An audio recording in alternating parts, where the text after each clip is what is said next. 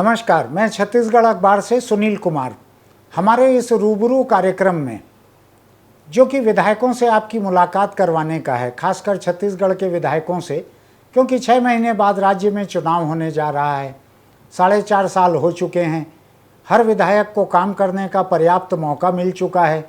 अपनी विधानसभा को वो अच्छे से देख और पहचान चुके हैं। ऐसे में उनसे ये पूछना ज़रूरी है कि उन्होंने अपनी विधानसभा के लिए क्या किया, उनकी विधानसभा में मुद्दे क्या हैं, कौन सी चीज़ें नहीं हो पाई हैं। इसमें विपक्ष के कुछ विधायक हैं, उनके पास सरकार की आलोचना करने का कुछ अधिक रहता है। सत्तारूढ़ पार्टी के जो विधायक रहते हैं उनके पास आलोचना करने का अधिक नहीं रहता है, लेकिन उनके पास ये बतलाने का अधिक रहता है कि उन्होंने अपनी कॉन्स्टिट्यूंसी के लिए क्या क्या काम करवाए हैं। तो मैं अधिक लंबा इस भूमिका को नहीं बांधता। आज मैं महासमुंद के, जो कि जिला मुख्यालय महासमुंद जिले का है, और ये महासमुंद राजनीतिक रूप से बहुत ही महत्वपूर्ण जगह है। वहाँ के विधायक कांग्रेस पार्टी के हैं, जो कि राज्य सरकार में संसदीय सचिव भी हैं। विनोद चंद्राकर जी बड़े सक्रिय विधायक हैं वहाँ के। वो मैं उनके साथ में हूँ यहाँ। नमस्कार विनोद जी। नमस्कार। तो आपका बहुत स्वागत है इस कार्यक्रम में। हम लोग विधायकों से लोगों का परिचय ठीक से हो सके। आपके कॉन्स्टिट्यूंसी के लोग तो आपको जानते ही हैं, लेकिन बाकी प्रदेश के लोग भी आपके काम को देख सकें, आपकी बातों को सुन सकें, इसलिए ये कार्यक्रम हम लोगों ने शुरू किया है। इसमें अभी तक कुल 2 विधायकों का पहले हुआ है। आप तीसरे विधायक हैं। धन्यवाद, आप बुलाए उसके लिए बहुत बहुत धन्यवाद। तो आप आए समय निकाल कर, हमको बहुत अच्छा लगा। तो महासमुंद का जो पिछला चुनावी आंकड़ा था, उसको मैं एक नज़र आपसे ही सुनकर समझ रहा था, तो वो मुझको बड़ा दिलचस्प लग रहा था। मैंने देखा कि वहाँ पे आप 50,000 के आसपास वोट आपको मिले थे जी। 25,000 के आसपास वोट आपके सामने जो भाजपा के कैंडिडेट थे पूनम चंद्राकर, उनको 25,000 के आसपास वोट मिले थे। लेकिन 3 कैंडिडेट और ऐसे थे, जिसमें से एक जोगी कांग्रेस का, एक वहाँ के पुराने 2 बार के विधायक रहे हुए, एक बार के विधायक थे विमल चोपड़ा एक बार थे विधायक। अच्छा, एक बार के विधायक रहे हुए, लेकिन 2 बार के लड़े हुए। एक बार लड़े हैं, मतलब एक ही बार बन गए थे पहली बार। हाँ। उसके पहले 2 बार नगर पालिका अध्यक्ष थे वो। ठीक। तो विमल चोपड़ा, उनको 20,000 से अधिक वोट मिले। और तीसरा एक कैंडिडेट आपने और बतलाया, मनोज कांत साहू, वो कांग्रेस से ही बागी थे। वो अच्छा कांग्रेस के बागी थे, तो उनको भी 20,000 से ज़्यादा वोट 21,000 समथिंग। हाँ, 21,000 समथिंग। 21,000। तो ये मुझको चुनावी गणित के हिसाब से बड़ा ही दिलचस्प क्षेत्र दिखाई पड़ रहा है, जिसमें 5 कैंडिडेट ऐसे थे जिनको 20,000 से ऊपर वोट मिले, और जो भाजपा के कैंडिडेट थे उनके आसपास 3 कैंडिडेट और थे 5,000 के भीतर। तो इससे उस चुनाव में क्या फ़र्क पड़ा था आपकी लीड में और बाकी लोगों की लीड में? कैसे एक दूसरे को लोगों ने प्रभावित किया था? देखिए, चुनाव के समय तो बड़ा शांति से चुनाव निपटा। सब अपना अपना काम करे जाता। कहीं पे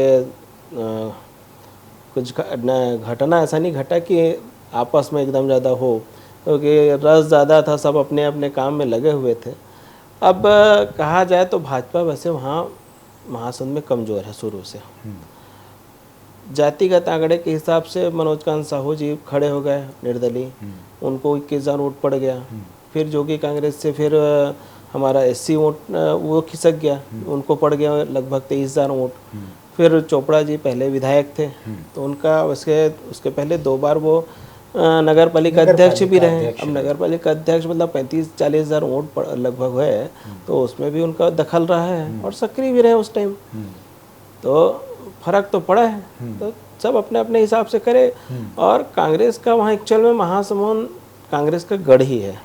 शहर को अगर छोड़ देते तो ग्रामीण में अच्छी खासी लीड मिलती है कांग्रेस को, और वो बरकरार रहा। तो लेकिन मुझको एक बहुत सारे चुनाव याद पड़ रहे हैं। वहाँ से पुरुषोत्तम कौशिक सांसद रहे। अपन लोकसभा चुनाव की बात करें तो उसके बाद पवन दीवान वहाँ से शायद भाजपा से भी रहे एक बार। पवन दीवान जी भाजपा से नहीं, ख्याल से बहुत। अच्छा, वहाँ पे एक श्यामाचरण शुक्ला जी रहे। श्यामाचरण जी तो कांग्रेस से रहे। कांग्रेस से रहे। वहाँ पर एक जिनके खिलाफ जोगी जी ने उसी नाम के कई कैंडिडेट खड़े कर दिए थे। साहू जी थे कोई, चंदू साहू, चंदू साहू, शायद 7-8 कैंडिडेट चंदू साहू नाम के खड़े कर दिए थे जोगी जी 9 ने। थे। हाँ, लेकिन फिर भी जोगी जी जीते थे, हारे थे? नहीं, उस टाइम मान के चलो वो 800 समथिंग वोट से हार गए थे। हार गए थे वो। उसी के बाद हादसा भी हुआ था उसी चुनाव के समय। नहीं, हादसा तो हो चुका था पहले से, पहले हो चुका जो था। विद्याचरण जी के साथ चुनाव लड़े थे तब हुआ जब था। वो चुनाव जीत चुके थे। तेरे मुझको 2004 की बात है। तो मुझको ये भी याद पड़ रहा है कि कम से कम महासमुंद संसदीय सीट जो है, इसमें गैर कांग्रेसी या कांग्रेस विरोधी भी जीतते आए हैं।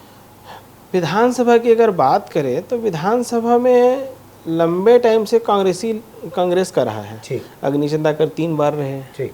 उसके पहले मकसूदन लाल जी चंद्राकर 2 बार रहे। हाँ। ऐसा करके लंबे टाइम से। ठीक। बीच में एक बार कुछ दिनों के लिए वो अग्रवाल जी बने थे। हाँ। उसके बाद फिर डॉक्टर रमेश, नहीं वो बागबाहरा से बने थे। उनका नाम भूल गया मैं। हाँ। अग्रवाल जी थे एक ठोक, हाँ। वो बने थे। हाँ। तो बाई इलेक्शन फिर से हुआ, फिर उसमें 1.5-2 साल मेरे ख्याल से रहे। हाँ। तो 91 में जो चुनाव हुआ तब से अग्नि चंद्राकर जी आते गए। तो बीच में एक बार वो जीते विमल चोपड़ा, एक बार पूनम जीते। तो ये बताइए, पिछले चुनाव में जो गैर कांग्रेस और गैर भाजपा वोट थे जो 3 लोगों में बटे, एक आप बतला रहे हैं कांग्रेस का बागी था, एक जोगी कांग्रेस का था, ये दोनों को जो वोट मिले होंगे ये शायद कांग्रेस के ज्यादा होंगे वोट। लगभग कांग्रेस के ही थे। लगभग कांग्रेस के ही थे। 80 वोट मान के चलो, हम मान के चलते हैं लगभग वो कांग्रेस के वोट हैं। अच्छा। शुरू से जिस हम बाद में देखे कि लोकसभा जब चुनाव हुआ वो वोट वापस आ गया कांग्रेस को। अच्छा। हाँ, ठीक। और ये भी बागी होके लड़ा था मनोज कांत। हाँ। तो वो भी कांग्रेस से ही, कांग्रेस के ही लोग उसके लिए काम कर रहे थे, बहुत सारे लोग। ठीक। तो आपको 50,000 वोट मिले और 40,000 ऐसे वोट गए जो कि आपके हिसाब से कांग्रेस के ही वोट थे, ऐसा हुआ। तो बड़ा नुकसान था ये जी। तो आने वाले चुनाव में आपको क्या सीन लग रहा है? इनमें से कौन कौन लोग खड़े होंगे? कोई और नए निर्दलीय खड़े होंगे? क्या होगा? अब ऐसा तो बोल नहीं सकते कब किसका एक मुंडा सनक जाए, लेकिन जिस हिसाब से अभी सब शांत है तो सो एंड सो सब चलेगा। लगता है कि वो खड़ा नहीं होगा ऐसा। हाँ, क्योंकि जो बागी खड़ा हुआ था जोगी कांग्रेस से, वो कांग्रेस में आ गए हैं। उनकी श्रीमती जी को मैंने अभी नगर पालिका अध्यक्ष बनाया है महासमुंद से। तो वो एक ग्रह शांत हो गया। एक ग्रह शांत हो गया। और दूसरा मनोज कांत साहू जी अब शांत है उसके बाद से। ठीक। उनका भी जो हमारे साथ बातचीत है, ट्यूनिंग है, तो उनका भी वो नॉर्मली दिख रहे हैं कि ऐसा उनका इच्छा नहीं जो दिखता भी गिला शिकवा उनका रहा होगा वो अब नहीं है, नहीं है, ऐसा लगता है। तो आपको ये लगता है कि अब कांग्रेस भाजपा के बीच मुकाबला थोड़ा डायरेक्ट होगा, ऐसा लगता ऐसे लगता है जी। कोई आम आदमी पार्टी का वहाँ आपको आधार दिखता है लड़ने का? नहीं, आधार नहीं है। अगर वो लोग पूरे 90 सीट में खड़ा करेंगे और महासमुंद में भी खड़ा करेंगे तो कितने वोट तक मिल सकते हैं आम आदमी पार्टी? 1000-2000 से ज़्यादा नहीं पड़ेगा, उससे ज़्यादा नहीं मिलेगा। जो 6-7% विद्याचरण को एनसीपी में मिल गया था, वो अलग, या जोगी को मिल गया था, उनकी बात अलग थी। ये नहीं कर पाएंगे। ये नहीं कर पाएंगे। आपको नहीं लगता है 6-7% वोट तक आम आदमी पार्टी बिल्कुल नहीं, पहुंचेगी? बिल्कुल। ये बताइए, आपकी कॉन्स्टिट्यूंसी जो है इसमें कोई कारखाने के लिए भूमि अधिग्रहण या कुछ ऐसा इसका आंदोलन सुनाई पड़ता था वहाँ पे? हाँ। क्या मामला है वो? एक्चुअल में कर्णी कृपा प्लांट डल रहा है। अच्छा। तो कर्णी कृपा प्लांट डल रहा है तो उसमें अब यहाँ के कुछ रायपुर के नेता वहाँ जाते हैं कि प्लांट नहीं लगना चाहिए, विरोध करते हैं। एक सामान्य जो विरोध होता है वही विरोध कर रहे हैं वो लोग। कोई चीज़ बता तो नहीं रहे हैं कि इससे ये हो जाएगा वो हो जाएगा, क्या घाटा होगा वो तो बता नहीं पा रहे हैं। प्लांट लगेगा तो रोजगार भी उपलब्ध होगा। तो उनके विरोध के मुद्दे क्या हैं? वो क्या बोलते हैं? प्लांट नहीं लगना चाहिए बस। और कोई क्यों नहीं लगना चाहिए? बस नहीं आना चाहिए, प्लांट नहीं लगना चाहिए, बाहर प्रदूषण होगा। तो हमने बताया कि आजकल सामान ऐसा इंस्ट्रूमेंट आ गया है कि प्रदूषण नहीं होता। हाँ। अब एक बात बोले कि कोडार के पानी की यूज़ करेंगे। हाँ। कोडार का पानी का यूज़ का कहीं पे कोई मेंशन ही नहीं है उस कागज़ में। अच्छा। तो कोडार के पानी के यूज़ करने का सवाल ही नहीं उठता। अच्छा। तो कुछ लोग उसमें अपनी राजनीति रोटी से रख रहे हैं। ऐसा। हाँ। एक चीज़ मुझको ये बतलाइए, आपके इलाके में आदिवासी भी काफ़ी हैं। आदिवासी ज़मीनों की खरीद बिक्री भी हो रही है ऐसी जिसको गैर आदिवासी किसी तरीके से जोड़ तोड़ कर खरीद रहे हैं, कुछ कर रहे हैं, कोई बड़े बड़े अफसर या नेता जो ईडी में फंसे हुए हैं उनके नाम पे जो ज़मीनें निकली हैं, जो आ रहे हैं दस्तावेज सामने, उसमें से भी बहुत सारी ज़मीनें उस इलाके की हैं। नहीं, ज़मीन खरीद बिक्री हुई है, लेकिन आदिवासियों के नाम का ये मेरे जानकारी में नहीं है। नहीं है। हाँ, या तो महासमुंद विधानसभा का नहीं होगा, जिले का होगा। जिले का होगा, लेकिन ऐसा खरीद बिक्री का ज़्यादा नहीं सुनाई दिया है। ज़मीन खरीद बिक्री हुई है, लेकिन आदिवासियों का खरीदने आसान नहीं है।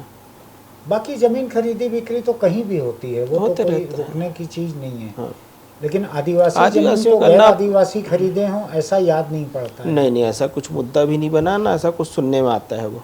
ऐसा जी। आप ये लघु वनोपज से जुड़े रहे और आपकी बुनियाद विधायक बनने के पहले वहीं पे बनी। ये जो वनोपज संग्राहक हैं इन लोगों के बीच से, वहीं आप उसकी सोसाइटी के अध्यक्ष थे महासमुंद के। वहाँ वनोपज की क्या स्थिति है अभी? जैसे मेन वनोपज में तेंदुपत्ता की खरीदी वहाँ जोरदार होती है। अच्छा। लगभग मान के चलो 1 लाख मानक बोरे का टारगेट है वहाँ। 75 समितियाँ हैं पूरे जिले में। वैसे छत्तीसगढ़ का सबसे बड़ा जिला है तेंदुपत्ता के मामले में। अच्छा। और वहाँ का पत्ता वैसे बेस्ट पत्ता कहलाता है, बोलते हैं कि जो नसें नहीं निकलती, ऐसा कहना है उनको, जो व्यापारी बताते हैं या जो तेंदुपत्ता के व्यापार से जुड़े बताते हैं कि नस नहीं आता। अच्छा। और हमारा जो पत्ता है बेस्ट क्वालिटी का होता है करके। अच्छा। तो रेट भी अच्छे रेट में जाता है। तो लगभग महासमुंद जिले में 1 लाख संग्राहक कार्ड हैं। अच्छा। तो 1 लाख संग्राहक कार्ड मतलब एक परिवार में अगर ले लेते हैं तो 4 लोगों के बीच एक कार्ड बनता है। हाँ। तो मैंने उस टाइम लघु वनोपज के अध्यक्ष रहते हुए, माननीय मुख्यमंत्री जी उस टाइम अध्यक्ष थे, प्रदेश अध्यक्ष थे, तो उनको मैंने निवेदन किया कि भैया ये लघु वनोपज में ये इसका रेट बढ़ाएं करके। तो परिणाम ये रहा कि सरकार बनी और अगली जो खरीदी हुई वो 4,000 रुपये प्रति मानक बोरा के हिसाब से खरीदी हुई। आप देखेंगे कि उड़ीसा में 1729 रुपये मानक बोरा तेंदुपत्ता का रेट है। वहाँ से भी इधर आके बिकता है छत्तीसगढ़ में? हल्का फुल्का होता होगा, लेकिन अब किसको ज़्यादा रोक सकते हैं। वैसे एकदम ज़्यादा नहीं होता, एकदम अगल बगल लगा है। लेकिन धान भी आता है वहाँ से, तेंदुपत्ता लेकिन भी जिस हिसाब से जो एकदम बंदिशें चली उस हिसाब से नहीं होता होगा ज़्यादा।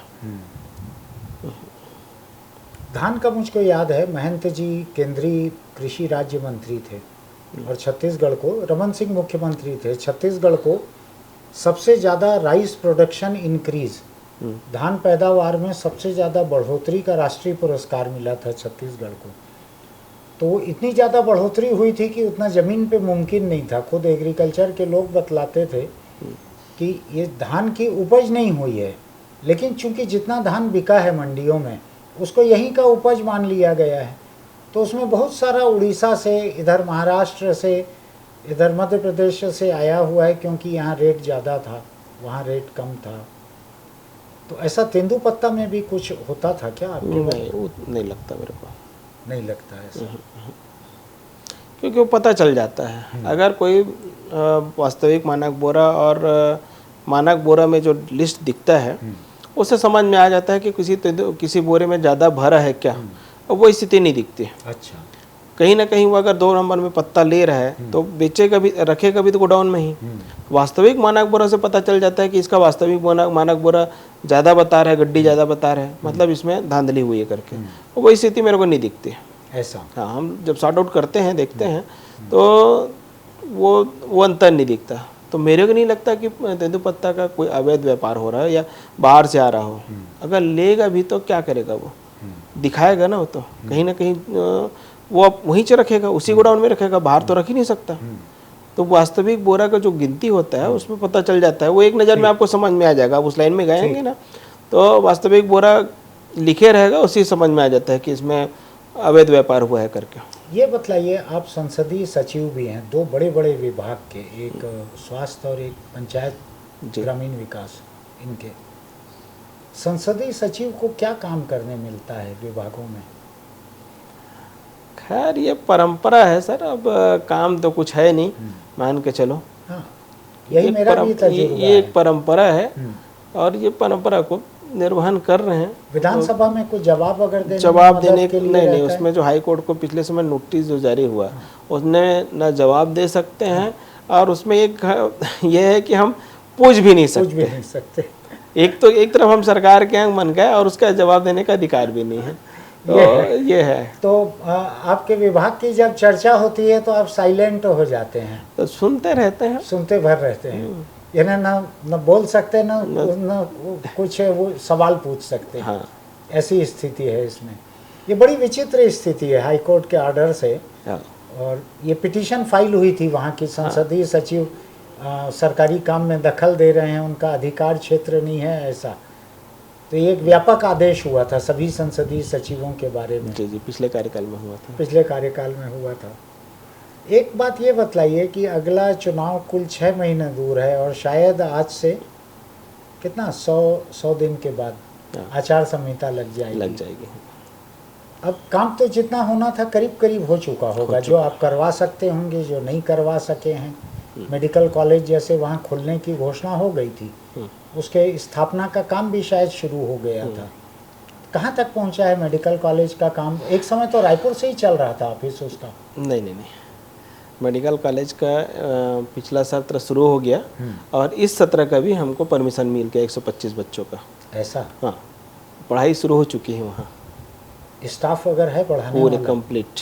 मेडिकल कॉलेजों में ये एक धांधली चलती है सरकारी और प्राइवेट दोनों में, कि जब MCI की टीम आती थी तो उस वक्त हाजिरी पूरा दिखाने के लिए टीचर पूरे हैं ताकि मान्यता जारी रहे, मान्यता रद्द न हो जाए। हमारे यहाँ मैं आपके माध्यम से माननीय मुख्यमंत्री भूपेश बघेल जी को धन्यवाद देना चाहूँगा।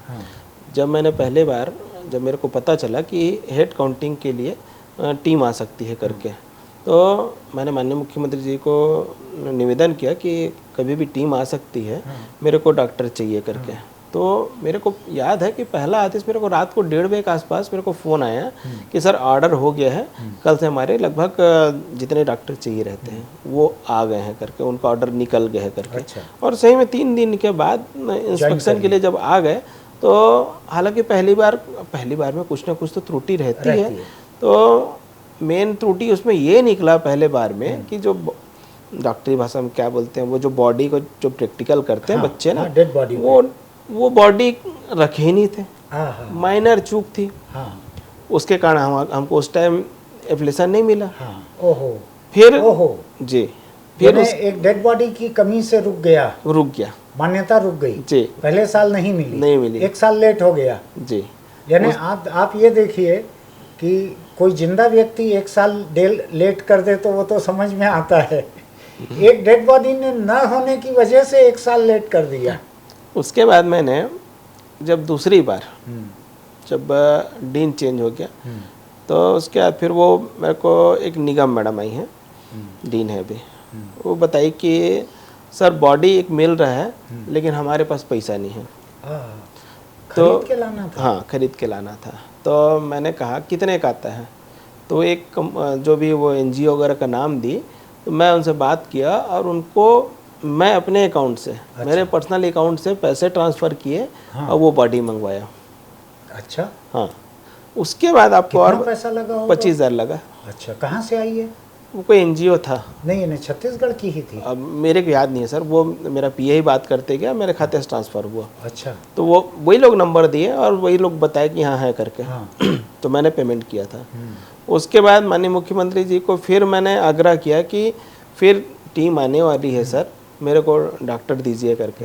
तो माननीय मुख्यमंत्री जी ने जो अपना गृह जिला है चंदूलाल चंद्राकर हॉस्पिटल से मेरे को डॉक्टर दिए, पूरे डॉक्टर।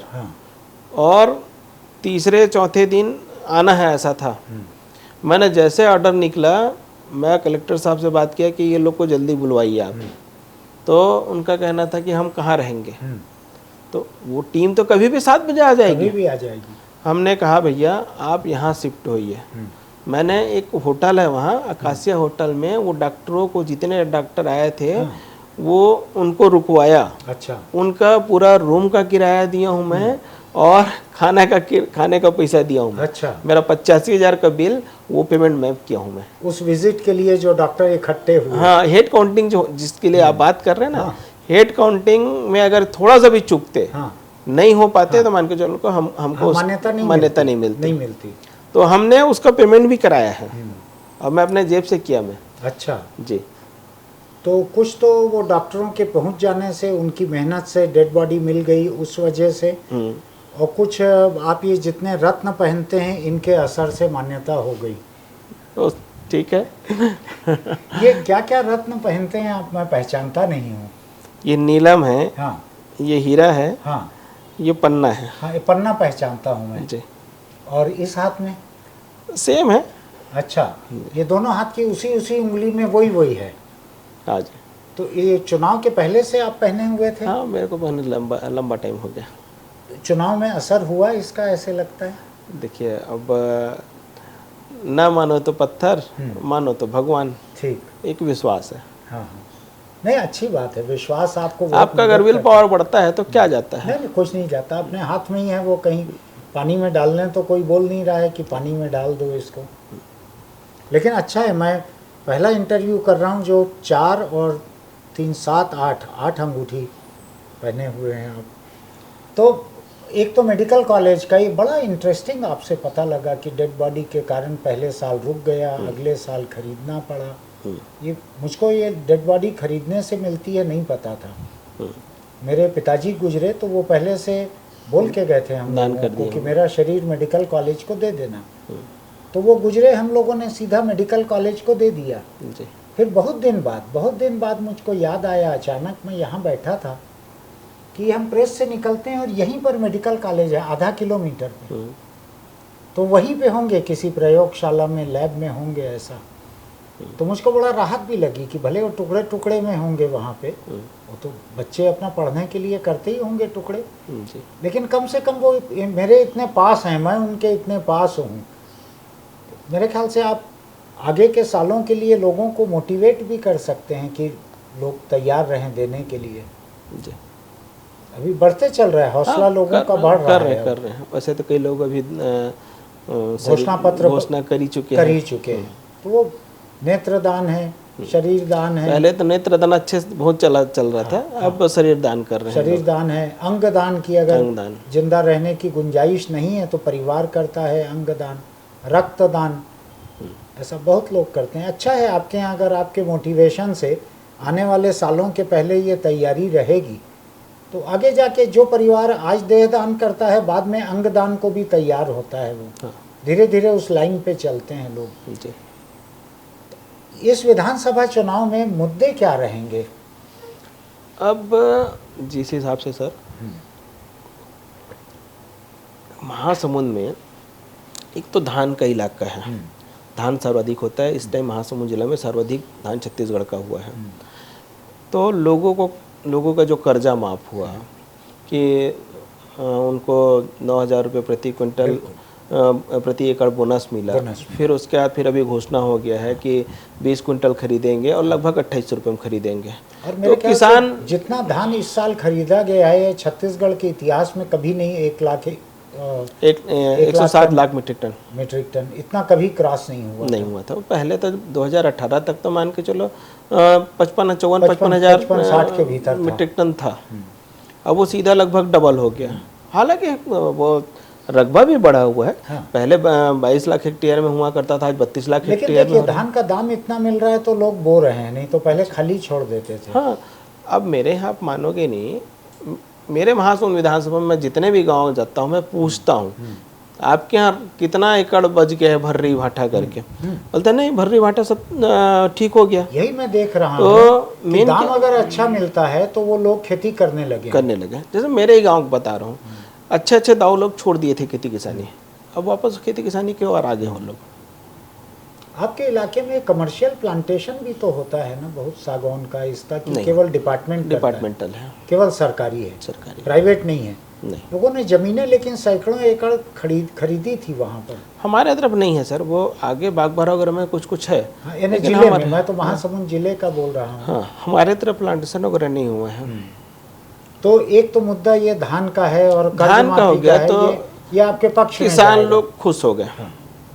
तो दूसरा पार्ट जो होता है, अब उसी से हमारे यहाँ तेंदुपत्ता लगभग 20,000 कार्ड है महासमुंद विधानसभा में। 168 गांव में हमारा तेंदुपत्ता का खरीदी होता है। हर गांव में लगभग 200-300 कार्ड होते हैं। तो वो तेंदुपत्ता से जो बहुत एक तो लाभ मिल रहा है। अगर एक परिवार काम कर देता है तो आराम से वो एक सीजन में आराम से 60-70 हज़ार कमा लेते हैं लोग। हाँ, इतना हो जाती है एक महीने का काम जो सीरियस करते हैं उनको मिल जाता है। और बहुत सारी और उससे रिलेटेड और योजना है, उसका भी लाभ मिल जाता है कि बीमा है, कि छात्रवृत्ति है। ठीक। बहुत सारी योजना है। तेंदुपत्ता संग्राहकों के लिए है ये योजनाएं, उनके बच्चों के लिए, परिवार के लिए। तो एक फायदा ये हो गया। अब हम लोग भूमिहीन कृषि मजदूर न्याय योजना का हमारे यहाँ महासुंद में कर रहे हैं। उसका लंबा चौड़ा है, हर गांव में 200, 300, 500, 700 ऐसा है। बड़ा गांव में तो मैं बिरकोनी गया था, 700 बताए। बोरिंग गया, 700 कार्ड है बताए। हितग्राही हैं इतने वहाँ? ये जिनके पास जमीन नहीं रहता उसको हम 7,000 रुपये प्रति व्यक्ति देते हैं। तो उसकी संख्या हजारों में है। वो ये कब से शुरू हुआ है? 1 साल हो गया सर। 1 साल जी। 7,000। आपको लगता है कि आने वाले घोषणा पत्र में पार्टी जारी रखेगी? जी, जारी रखेगी। तो मान के चलो किसान खुश, तेंदुपत्ता के संग्राहक खुश। उसके बाद फिर आप श्रम कार्ड में अगर देखोगे तो श्रम कार्ड में इतनी सारी योजनाएं हैं जिसका लाभ उठाना चाहे तो बहुत सारा लाभ उठा सकते हैं हम लोग। जिसमें हम लोग लगातार हम लोग कैंप लगवा रहे हैं गांव में, और कैंप लगा के उस कार्ड को बनवा रहे हैं। इवन मैं अपने ऑफिस में भी 4 कंप्यूटर मैंने रखा है, 4 लड़के रखे हैं, और निःशुल्क में मैं पिछले 4 सालों से पंजीयन करवाता हूँ श्रम कार्ड का। अच्छा जी। तो उससे क्या हो रहा है कि रोज़ अगर 200-300 लोग आ रहे हैं, क्योंकि योजना अभी 6 महीने से ज़्यादा बड़े लार्ज स्केल में हुआ, आदमी धीरे धीरे कम करा रहा था। लेकिन अब तो मान के चलो आप मेरे घर तरफ चले जाओगे तो डेली का 400-500 लोग पंजीयन करा रहे हैं। ऐसा? जी। ये बताइए, ये जो बेरोजगारी भत्ता जो दे रहे हैं, किसी ने मुझको कहा कि इसमें इतनी तरह की शर्तें जोड़ दी गई हैं कि बहुत कम लोगों को मिल रहा है। भैया लेकिन एक बात बताइए, वो भाजपा शासन में पूरे 15 साल में 92 करोड़ रुपये दिए। हाँ। हम पहले महीने में 60 करोड़ रुपये दे डाले। ऐसा है ये? हाँ जी, ये एकदम सही है आंकड़ा? हाँ सही आंकड़ा है कि 15 साल में 92 करोड़ ही दिया था बेरोजगारी भत्ता। हाँ जी। और अभी 1 महीने में 60 करोड़ रुपये दे चुके हैं हम। तो फिर किस तो मुंह से अब विरोध करेंगे? एक बार वो 60 करोड़ उठाया है एक आदमी, और लगातार आवेदन चल ही रहा है, तो अगले महीने भी तो उसको 60 करोड़ ही मिलना है। हाँ। ये भी 2 साल 3 साल जो भी उसकी सीमा है तब तक उसको हर महीने मिलते रहेगा।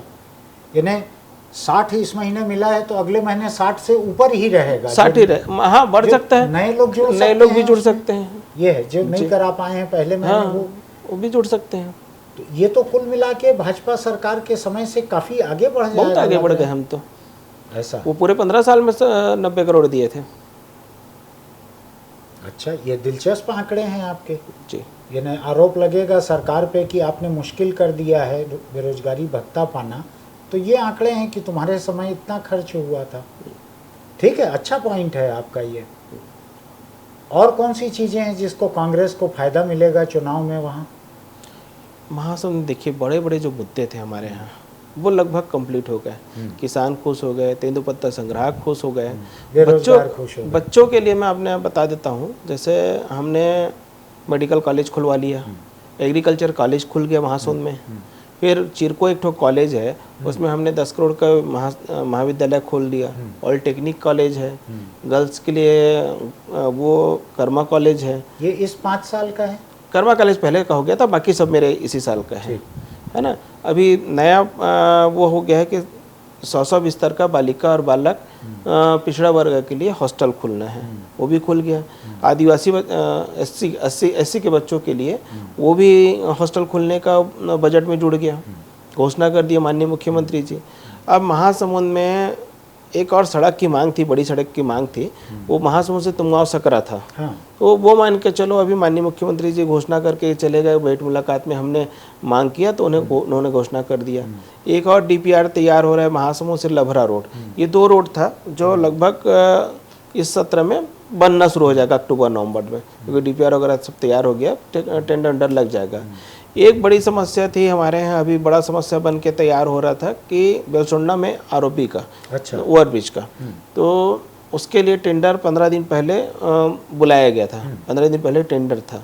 उसमें हुआ क्या है अभी मैं पूछ नहीं पाया, मैं लगातार व्यस्त रहा तो अच्छा। तो टेंडर उस दिन 15 तारीख को, 15 दिन पहले सोमवार को था, तो टेंडर हो गया होगा। तो आरोपी का भी माननीय, हमने उस टाइम क्या हुआ था कि मैं गडकरी जी को मैंने अपॉइंटमेंट मांगा था कि मैं आपसे मिलना चाहता हूँ करके, तो परिप्रेक्ष्य पूछे तो मेल में ही बात हो रही थी, मेल हुआ था तो कि हमको ये रिंग रोड चाहिए और ओवरब्रिज चाहिए करके। तो उन्होंने चिट्ठी में लिखा कि आपके लिए हम वो करा रहे हैं, इनको जोड़ा जाएगा अगले बजट में करके, और बजट में जोड़े, हमको चिट्ठी आ गया कि आपका बजट में ये रिंग रोड प्लस ये आरोपी जोड़ गया है, अगले बार वो बन जाएगा करके।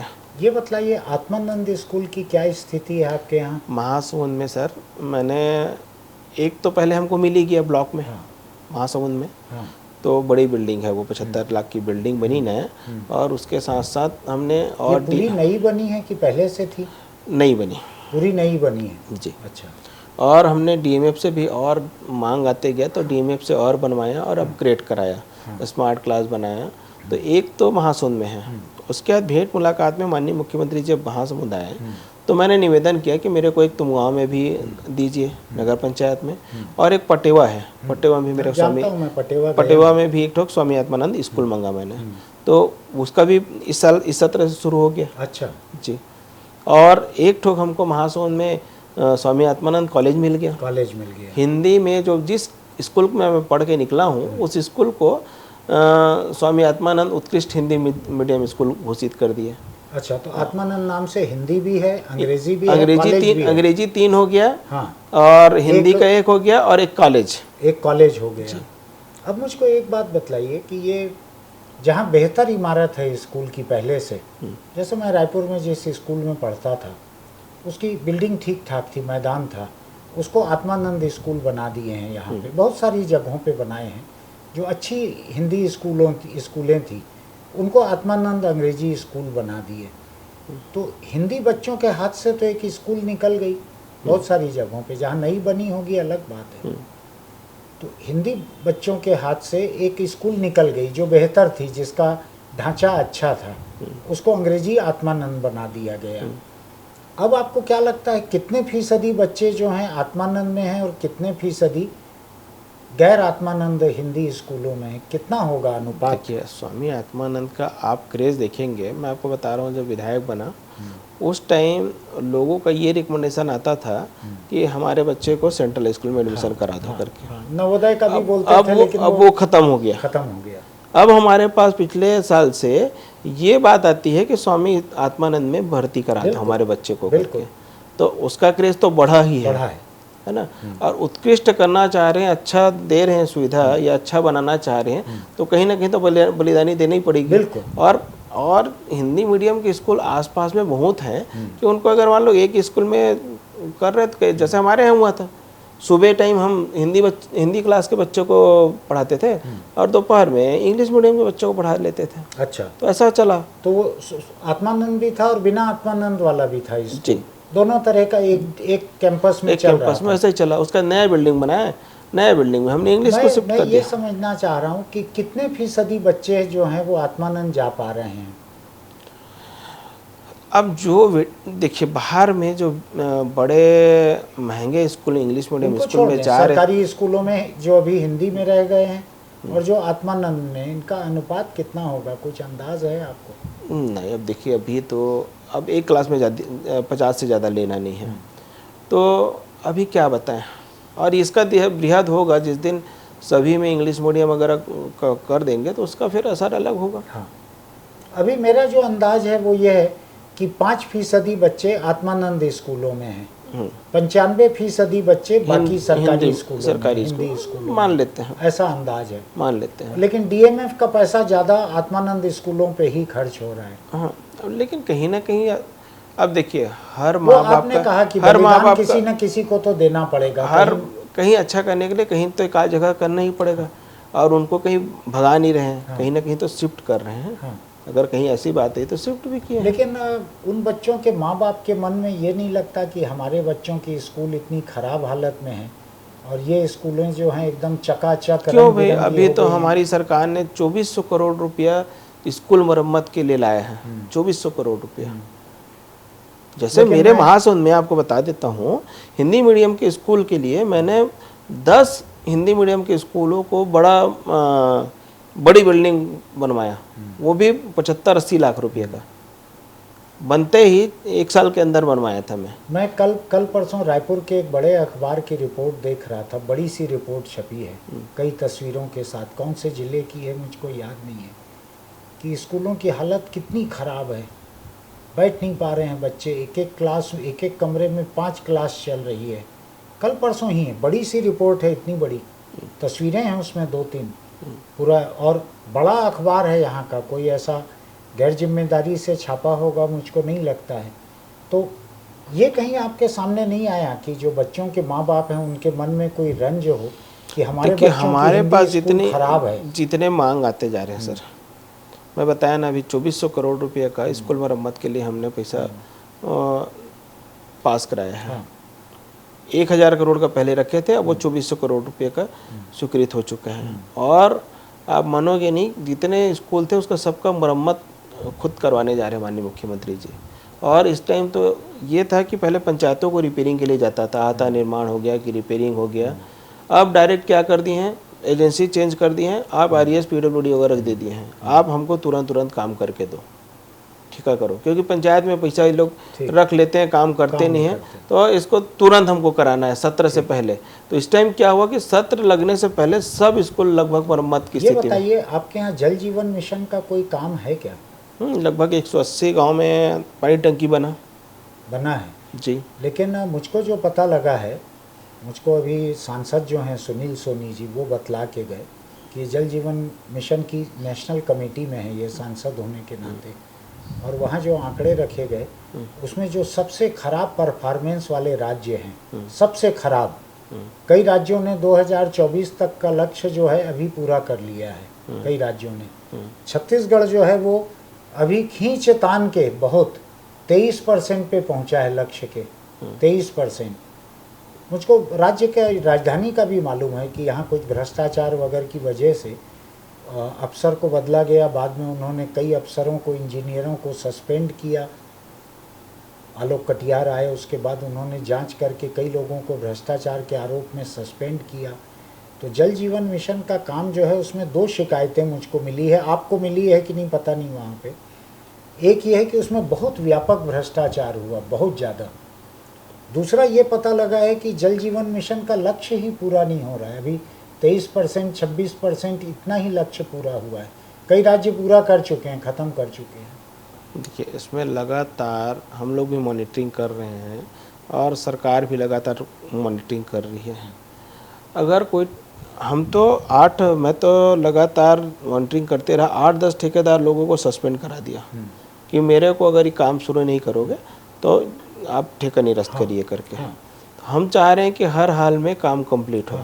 और भ्रष्टाचार किस चीज़ में होगा भाई, सबका चीज़ पाइपलाइन सब खरीदी हो रहा है कि पानी टंकी तो बनी रहे। बिलासपुर के एसी या चीफ इंजीनियर को सस्पेंड किया आलोक कटियार ने, काम संभालते ही 2 या 3 दिन के भीतर, ये रिकॉर्ड में है।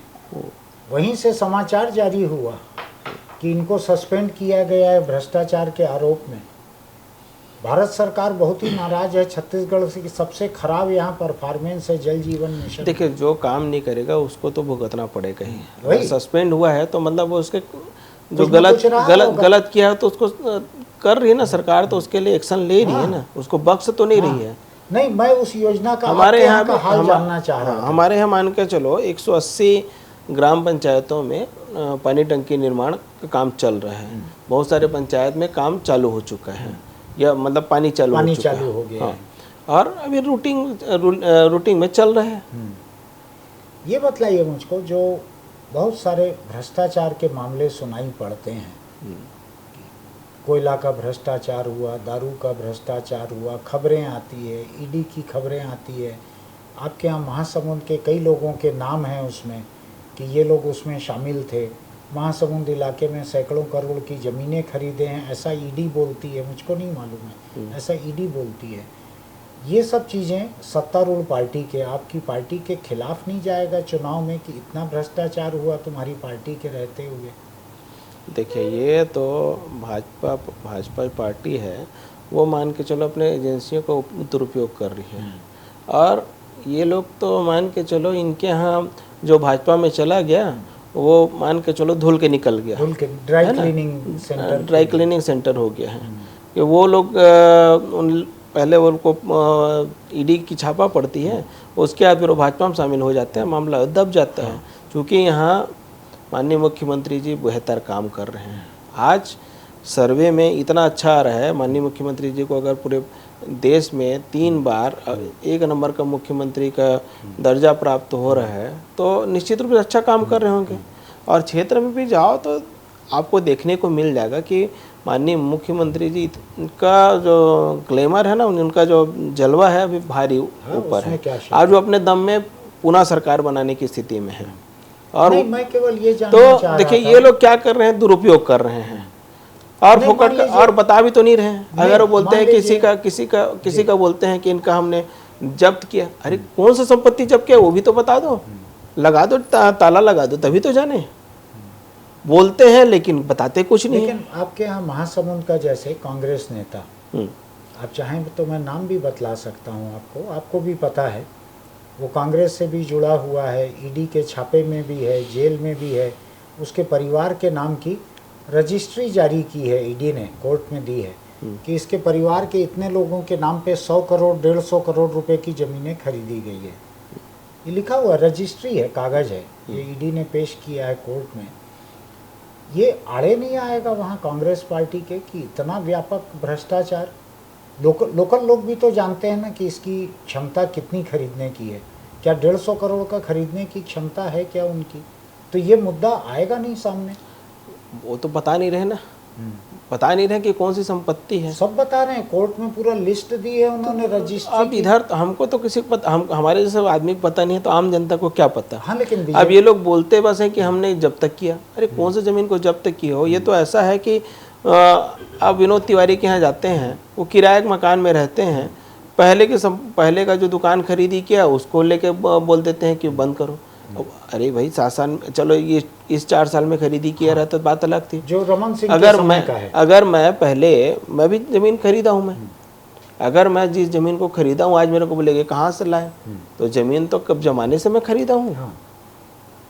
हम लोग खेती किसानी करने वाले लोग हैं, जहाँ हमको मिला कि 4 पैसा बचता है, 4 पैसा बचा, हमारे खेत से लगा हुआ मान लो आधा एक एकड़, वो हमारा शुरू से हम खरीदते रहे हैं। तो आज बोलेंगे कि आपने गलत तरीके से कमाया है, तो ऐसा ही हो रहा है ना इनके साथ। हाँ, मैं किसानी की खरीदी को नहीं बोल रहा हूँ, मैं थोड़ा जो अनुपातहीन तरीके से ज़्यादा जो खरीदा दिख रहा है, यानी मुझको केवल ये लग रहा है कि ये लोग नहीं सब ये लोग आम जनता समझ रही है। ये लोग सिर्फ जहाँ गैर भाजपा शासित प्रदेश है वहीं इनकी कुदृष्टि रहती ईडी वालों की, और वो भाजपा का चाल है, ये जनता समझ गई है। अब जनता इसके बहकावे में नहीं आने वाली, इससे वोट प्रभावित नहीं होगा। दूसरा मुझको ये बतलाइए, 2-3 और मुद्दे हैं जो पूरे प्रदेश में चल रहे हैं। एक पहले आता हूँ मैं रेत का, कि रेत खदान जो है वो लोकल एमएलए लोगों को दे दिया गया है कि आप कमाओ खाओ इससे। लोग वहाँ मशीनें लगा लेते हैं, मशीन लगा के अंधाधुंध अवैध खुदाई करते हैं, मशीन से नहीं खोदना चाहिए तो खोदते हैं। आपके इलाके का भी है, आपके ज़िले का भी यही हाल सुनाई पड़ता है कि पट्टे वाली मशीन, बड़ी मशीन लगा के पूरा खाली कर दिए किनारे को, नदी के किनारे को, उसके ऊपर कोई रोक नहीं है, उसको कोई नहीं, चारों तरफ खबरें आती है, कोई एक संवाददाता लिख रहा हो ऐसा भी नहीं है। इसकी क्या स्थिति है? रेत की अवैध खुदाई की, अवैध धंधे की क्या स्थिति है? देखिए, नेतागिरी जो नेतागिरी में रहते हैं उनके ऊपर तो भ्रष्टाचार का आरोप परमानेंट लगा। अच्छा, वो कोई भी कुछ भी ना करे तब भी लगेगा। आपको महासमुंद के बारे में आपको बता देता हूँ, महासमुंद में 6 बजे के बाद कोई रेत खनन नहीं होता। अच्छा, ये लिख के रख लीजिए ऐसा। हाँ, दूसरी बात 10 जून से जो 15 अक्टूबर तक बैन है। हाँ। आप एक ठोक भी मेरे को जाके दिखा दीजिएगा। अच्छा। कि ये फलाना रेत खनन हुआ है आपके एरिया में करके। आपके यहाँ कड़ाई से नियम? मैं इसके लिए स्ट्रिक्ट हूँ कि आप इस दिन से इस दिन तक जो सरकार का नियम है उस दिन से उस दिन तक बंद रहेगी। और मेरा एक ठोक भी इलीगल खदान बता दे जो बगैर लीजेज है और चालू है बोल दे, अच्छा, तो मैं इस्तीफा दे दूंगा। ऐसा, हाँ, इतना मैं आपको दावे के साथ कह रहा हूँ। ठीक, अच्छी बात है। ऐसा है तो मैं तो देखिए, हाँ, तो क्या होता है, आदमी नियम कानून कई लोग समझते नहीं है, चल रहा है। अब मान लो बोला कि 7-8 बजे गाड़ी निकली, अब वो ट्रक वाला बोल रहा है कि भैया गाड़ी खड़ी थी, मैं खाना खाने रुका था। अब वो क्या बोलोगे? अब उसको बोलेंगे रात को चल रही है। रात को भी तो सब गाड़ियाँ खड़े रहती हैं, खाना खाने के लिए ट्रेन ड्राइवर बैठा हुआ है। 6 बजे मान लो बंद किया, निकालते उसको 7 बज गया, 8 बज गया, अब उसको बोलेंगे रात भर चल रही है। तो बदनाम ऐसा ही हो जाता है कई चीज़। एक और मामला जो है जिसकी लोगों के बीच चर्चा रहती है, मेरा वास्ता नहीं है उससे, मैं निजी ग्राहक नहीं हूँ, इसलिए दारू जो है वो अधिक रेट पे, ओवर रेट पे बिकती है सरकारी दुकानों से, 2 नंबर की बिकती है, ऐसी चर्चा रहती है। क्या आपके यहाँ लोगों के बीच में इसको लेके शिकायत है कि जो निर्धारित रेट है उससे ज़्यादा रेट पे दुकानदार देखिए, बेचता है? मैं आपको बता रहा हूँ, एक वाक्य बता रहा हूँ। आज से लगभग 4 साल पहले एक दुकान में ऐसी शिकायत मिली, मेरे को कोई फ़ोन किया और मैं इत्तेफाकन उसी रोड से गुजर रहा था। तो 5 मिनट के अंदर मैं वहीं पर रुक गया। उसके बाद मैंने उसको बुला के आबकारी अधिकारी को बुलाया और पुलिस वाले को बुला के उस लड़के को जो 10 रुपये एक्स्ट्रा ले रहा था उसको मैं उससे हटवाया भी और बंद भी करवाया। तो मेरे यहाँ मान के चलो, अगर मेरे पास बात आती है तो मैं उसमें एक्शन लेता हूँ। और वो दुकान, वो बाकायदा पेपर में छपा हुआ था, वो दुकान बंद भी हुई, मतलब वो दुकान कुछ देर के लिए बंद भी हुई। और उस लड़के, जो लड़का बेचा, उसके खिलाफ कार्रवाई भी है, उसको हटा दिया गया। ऐसा जी, ये ना पूरे प्रदेश से जो मुझको सुनाई पड़ता है, कोई आपके इलाके से सुनाई पड़ा हो ऐसा नहीं बोल रहा हूँ मैं, मुझको महासमुंद के आपके इलाके की या ज़िले की शिकायत अलग से कोई मिली हो ऐसा नहीं है, जो पूरे प्रदेश से जो सुनाई पड़ता है। और मैं फिर आपको कह रहा हूँ कि सारा अखबार, सारा मीडिया, सब लोगों का कोई दुर्भावना होगी ऐसा मुझको नहीं लगता, लेकिन ये व्यापक स्तर पे सुनाई पड़ता है या नहीं है मुझको नहीं मालूम। रेट का कहाँ, रेट वेट का मेरे को तो नहीं लगता। अब भले अवैध बोलेंगे तो अवैध क्या हो रहा है कि लोग बना रहे हैं, तो कितना कर डालोगे? अगर कोई हमारा जंगल का इलाका है, नहीं, जितनी खबर छपती है उसमें बनाने का कुछ नहीं है, उसमें यही है मेरे तरफ फैक्ट्री से अवैध निकल के बिक रही है। मेरे तरफ जो मेन दिक्कत होता है साहब, मैं आपको बता रहा हूँ, पहले सब टाइट हो चुका था। कोरोना काल के समय से जो महुआ हमारे तरफ खूब होता है, महुआ दारू का जो चलन ना फिर से बढ़ गया।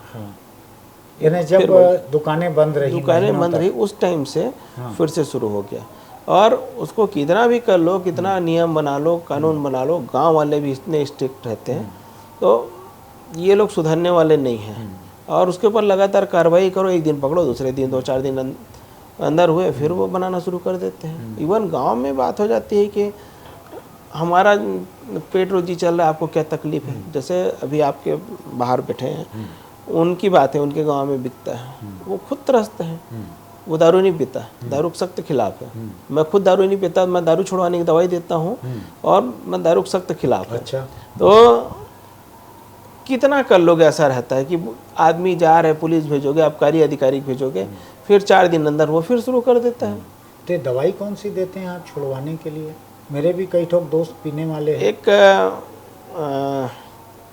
वैसे वो बिना बताए देने वाला है सर, एक ठोक नाम है, अभी एलोपैथी की दवाई दुकान में मिल जाती है, क्रोडोनॉल ऐसा करके। हाँ, तो मरीज को बिना बताए दे देते हैं। बिना बताए, पहले उसके बाद पिए तो कुछ बुरा असर उसके ऊपर होने लगता है। बुरा असर होता है। हाँ, पहले एक ज़माने में मैं जहाँ पहले एक पेपर में एड आता था, आप याद करिए, हाँ, सन मान के चलो 91-92 की बात है। हाँ, उस टाइम लखनऊ से होटल रंजीत और एक और वाणीलाल राय दुर्ग में 7 और 8 वो आके और 20 और रुकते 21 को आते थे वो। 20 को यहाँ तो 21 को वहाँ। हाँ, तो मैं उससे दवाई लेने आता था मैं। अच्छा जी, तो वो मेरा कंटिन्यू नहीं रहा। अभी तो आप वो लेने कैसे आते थे? दारू छोड़ने के लिए?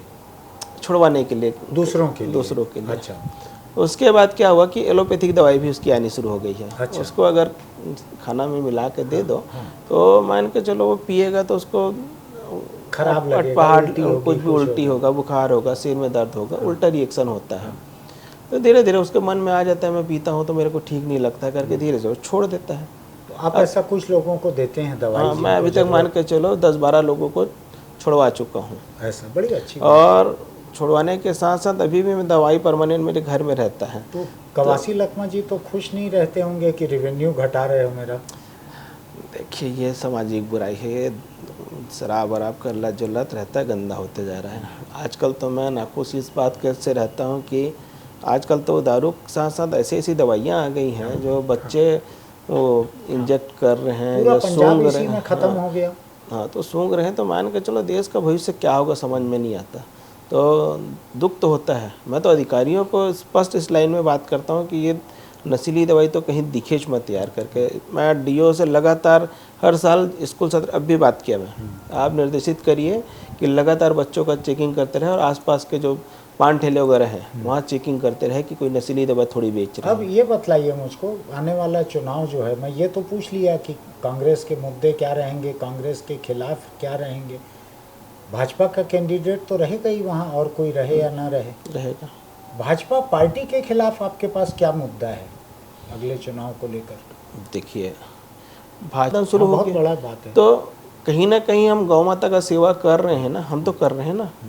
हम तो उसके लिए सूद ले रहे हैं, हम उनके लिए व्यवस्था कर रहे हैं। अगर ट्यूबवेल खुदा रहे हैं कि उनके लिए चारागाह की व्यवस्था कर रहे हैं तो कौन ले रहा है? कांग्रेस पार्टी माननीय भूपेश बघेल जी कर रहे हैं। उनके हाथ से एक और मुद्दा निकल गया, निकल गए है गौ माता और राम भगवान। हाँ बिल्कुल। अब किस हक से वोट मांगेंगे? कोरोना काल में आप बताइए मेरे को, मैं चैलेंज करता हूँ, महासमुंद का कौन भाजपा का कार्यकर्ता कोरोना काल में फील्ड में काम किया?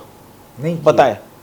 मैं आप पूरे फेसबुक सब आजकल तो सभी लोग फेसबुक में पोस्ट करते हैं, उस समय से आप निकाल लीजिए अगर महासमुंद का कोई नेता या छत्तीसगढ़ का कोई भाजपा का नेता फील्ड में काम करते दिखा क्या? आप तो आप लोग तो पत्रकार हैं, आपको तो देखने को मिला ही होगा जिस ढंग से कांग्रेस के कार्यकर्ता फील्ड में उतरे। मैं बता रहा हूँ कि उस समय मैं महासमुंद में लगभग अकेला 70% जो राशन बांटते थे ना, हाँ। वो राशन मैं खुद कलेक्ट करता था और सरकार को देता, मैं प्रशासन को देता था। उससे लोगों को हम जिसको जिसको ज़रूरत है वो जो एंट्री कराए रहते थे उसको हम लोग राशन का पैकेट देते थे। तो ये आपके चुनाव में ये याद रखेंगे? हम 170 गांव घूमे, रोज का 4 से 5 गाड़ियां पिकअप में भर भर के हम लौकी कुमड़ा सब्जी वगैरह बांटते थे। अच्छा। राशन सामग्री बांटते थे। मैं सेकंड वेव में बीजेपी के लोगों ने नहीं किया कुछ नहीं। जिस दिन कोरोना का लॉकडाउन शुरू हुआ उसके 5वें 6वें दिन मैं 500 लोगों को, गरीब लोगों को राशन बनवाया। और हमारे वो उन्हीं लोग के साथी थे ना, जैन समुदाय के हमारे साथी थे, बहुत सेवाभावी थे वो लोग। वो लोग आगे आए, खाना हम बनवाएंगे करके वो भी कुछ राशन उपलब्ध कराए, मैं भी राशन दिया और वहाँ से फिर हम लोग उसको रन करें। और लगातार 2-3 महीने चला वो। तो ये सिरपुर इतना महत्वपूर्ण स्थान है, बौद्ध मठ वगैरह रहे हुए हैं वहाँ पे, पुरातत्व के हिसाब से बहुत ही महत्वपूर्ण जगह है, उसका कोई पर्यटन विकास क्यों नहीं हो पाया? देखिए अभी जैसे माननीय मुख्यमंत्री जी 2-3 बार चले गए, उसको प्रसाद योजना में जोड़े हैं। लगभग 56 करोड़ रुपए का प्रोजेक्ट है। तो अभी बौद्ध सर्किट के रूप में उसको विकसित करने का प्लान चल रहा है। तो अभी हमारा कुछ वो फाइल में क्यूरी आ गया है, तो वो बहुत जल्दी उसमें 56 करोड़ का, उसमें बहुत सारा कैफेटेरिया है कि पाथवे है कि बहुत सारा प्रोजेक्ट है उसमें, वो बन के तैयार है। ये इसके बाद बमलेश्वरी के बाद इन्हीं का नंबर है, मतलब सिरपुर का विकास होगा। अच्छा। अभी सिरपुर विकास प्राधिकरण में 5 करोड़ का प्रावधान किया बजट में। और इसके पहले मैं आपको बता देता हूँ, मैंने डीएमएफ से जैसे एंट्री गेट बनवाया, वहाँ हमने तालाब, एक जो तालाब है वहाँ हमने वो शुरू कराया, बोटिंग कराया था। डीएमएफ का कहाँ से आता है पैसा महासमुंद में? स्थानीय तो कोई स्थानीय तो कम है सर, कम है, लेकिन वो हाँ, रायगढ़ से कुछ आता है। तो साल भर का ज़्यादा नहीं, हमारे यहाँ 15 करोड़ बस है। अच्छा, उतना ज़्यादा नहीं है बहुत कि कोई कम है, हाँ। अफरा तफरी का गुंजाइश निकाले? नहीं, वैसा 4-5 करोड़ मुश्किल से अपने ज़िले का आता है, बाकी 10 करोड़ कुछ का है, ऐसा कुछ वो रायगढ़ वगैरह से कुछ जाता है बाहर से। हाँ, दूसरे जिलों में जाता है जहाँ ज़्यादा है वहाँ। जी। उसमें कोई आपके यहाँ व्यापक शिकायत कोई हुई हो, कोई भ्रष्टाचार हुआ हो? ऐसा नहीं सर, हमारे यहाँ जैसे मैं आपको बता रहा हूँ, मैंने साई से सिंथेटिक एथलेटिक ट्रैक का वो प्रपोजल तैयार करवाया था। उसमें 6 करोड़ 60 लाख रुपए का हमको स्वीकृति मिली। हम उसको अब पेंडिंग ये पड़ गया कि उसमें पैसा ज़्यादा लग रहा था, तो 6 करोड़ 60 लाख में हम लोग अतिरिक्त पैसा दिए, तो आज के डेट में उसी से हम पैसा डलवाए और आज डीएमएफ से और सिंथेटिक एथलेटिक ट्रैक का निर्माण हुआ। अभी लगभग कंप्लीट की स्थिति में होगा वो, जुलाई से पहले दे दूंगा बोला था वो। तो एक ठोक सिंथेटिक एथलेटिक ट्रैक बन रहा है, तो डीएमएफ से पैसा गया। डीएमएफ से आपके यहाँ मैं बता रहा हूँ, महासमुंद में एक बहुत बड़ी बात बता रहा हूँ आपको। महासमुंद में हमने पीएससी कोचिंग सेंटर खुलवाया है। अच्छा। जिसमें आज के डेट में 175 बच्चों का सिलेक्शन हो चुका है। एक यूपीएससी में, पीएससी में कुछ 5 या 6 लोग हैं, और अभी एसआई के रिजल्ट आए हैं ना, उसमें बहुत सारे बच्चों का सिलेक्शन हुआ है। और 175 बच्चों का आंकड़ा दिए हैं मेरे को। 175 बच्चे हमारे आगे निकले हैं करके। तो 3 साल पहले शुरू हुआ था। डीएमएफ का पैसा लगता है उसमें, और उसको हम पहले शहर बस में शुरू किए थे, बाद में हमने पूरे ज़िले में ऑनलाइन उसको स्टार्ट कर दिए। अच्छा। कि स्मार्ट क्लास बना दी है उसको। वो पिथौरम भी चल रहा है, बागबारम भी चल रहा है, और सरायपल्ली और बसना। नहीं, घर में नहीं, घर में उस शहर में रह, शहर में। हाँ, जिस शहर में रह रहे हो उसी शहर में पढ़ लो। हाँ, दूसरे शहर नहीं आना पड़ेगा। हाँ, तो ये बहुत बड़ी बात है। डीएमएफ से हम लोग पीएससी कोचिंग सेंटर चला रहे हैं, वो भी निःशुल्क है ना। सिर्फ 1500 रुपये का शुल्क लेते हैं कासान मनी के रूप में, कि कोई बच्चा क्या करते है, 1 महीना पढ़ के छोड़ देता है। एक बात ये बतलाइए कि बहुत सारे ज़िले प्रदेश के ऐसे हैं, बस्तर पूरा का पूरा है, और ज़िले भी हैं जहाँ ईसाइयों के ऊपर हमले हो रहे हैं तरह तरह से, कहीं चर्च में तोड़ फोड़ हो रही है। आपके यहाँ महासमुंद ज़िले में भी ऐसी घटनाएँ हुई हैं? नहीं, हमारे यहाँ नहीं हुई है, जबकि ईसाई हैं कुछ वहाँ पे, हैं, चर्च हैं कुछ एक, लेकिन ऐसी कोई हिंसा मारपीट नहीं हुई है वहाँ। नहीं। अच्छी बात है, ना हो तो। और मुसलमानों के खिलाफ कोई ऐसी घटना हुई हो हिंसा की? नहीं, ऐसा कुछ ये भी नहीं, शांत है। इस मामले में बेहतर है जिला, शांत रखे हैं हम लोग। चलिए, बहुत अच्छी बात है। यानी आपसे मिल के भी बहुत अच्छा लगा, आप जो कर रहे हैं वो जान के भी अच्छा लगा, आपसे ये सुन के भी अच्छा लगा कि बहुत सारे जो मुद्दे यहाँ बैठ के हमको लगते हैं कि भ्रष्टाचार है, कि शराब का ओवर रेट है, या रेत का है, ये भी आपके यहाँ या तो है नहीं या उसका असर नहीं है। तो विनोद चंद्राकर जी, मेरी बहुत शुभकामना आपको कि आपकी पार्टी आपको टिकट दे, आप अपने अच्छे कामों के लिए वोट पाएँ वहाँ खूब सारे, और जीत के आए। नमस्कार। आपने अभी देखा महासमुंद के विधायक, उनकी मुस्कुराहट गजब की है। वो करीब करीब हर बात पे लाजवाब कर देते हैं कि इतनी अच्छी मुस्कुराहट है, इतना आराम से तमाम चीज़ों के जवाब देते हैं कि कम विधायक ऐसे रहते होंगे।